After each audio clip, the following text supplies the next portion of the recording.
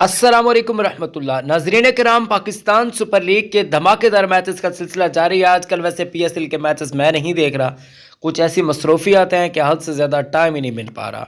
दोस्तों, अगर हम बातचीत करते हैं पाकिस्तान सुपर लीग की, तो यहाँ पर गहमा गहमी उरूज पर देखने को मिल रही है। आज मुझे एक मैच देखने को मिला, जबकि जो ये मैच खत्म हुआ उसके बाद मैंने सोचा कि भाई सब वीडियो अब बनानी चाहिए। अभी भी मैं एक सफ़र से आऊँ, लेकिन फिर भी मैंने सोचा कि वीडियो बनती है।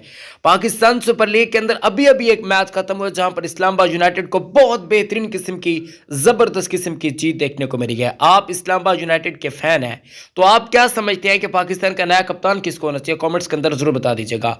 यहां पर अगर हम पॉइंट्स टेबल की बातचीत करते हैं, तो भाई साहब मुल्तान सुल्तान इस मरतबा छुट्टी पर है, यानी कि हार पे हार। पिशावर जल्मी फिर भी गया कि कुछ गुज़िश्ता मैच तो जीत पाई है ना, लेकिन मुल्तान सुल्तान बेचारे वालों के हालात बहुत ज़्यादा ख़राब इस वक्त है। सेम कराची के भी हैं।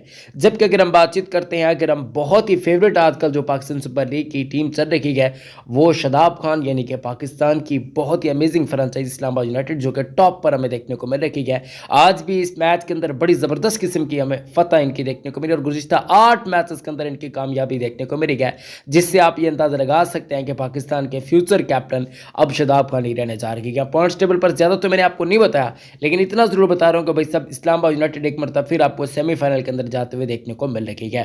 कंप्लीट वैसे तफसीलन वीडियो इंशाल्लाह कल सुबह आपको देखने को मिल जाएगी। अपने बहुत ज़्यादा ख्याल रखिएगा, या फिर हमारे न्यूज़ चैनल को भी आप देख सकते हैं।